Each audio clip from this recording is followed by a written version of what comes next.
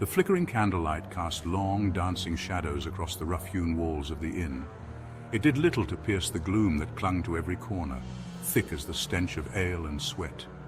I, a humble bard, sat hunched on a rickety stool, my lute feeling more like a weight than an instrument in my trembling hands.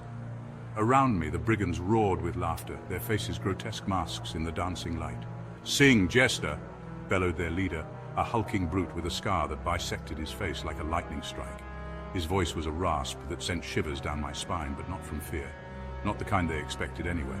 He slammed his fist on the table, making the few remaining mugs jump. "Sing for your supper!" Their laughter grated on my nerves, each bellow a hammer blow to my carefully constructed composure. They saw a trembling artist, a plaything. They didn't see the predator beneath.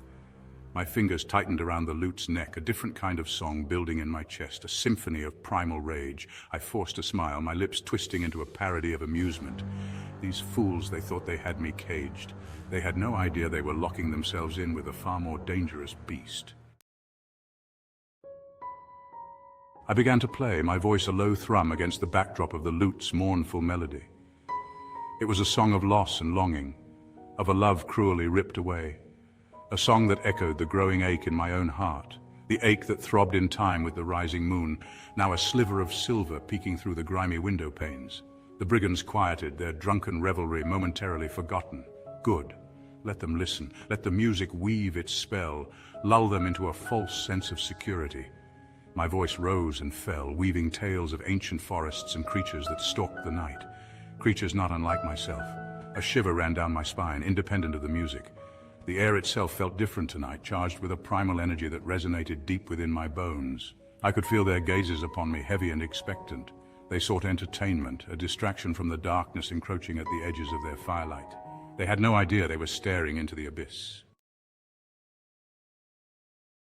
Outside, the wind howled like a banshee, whipping the trees into a frenzy. The moon, now a fat, luminous orb in the inky sky, cast an eerie silver glow across the land.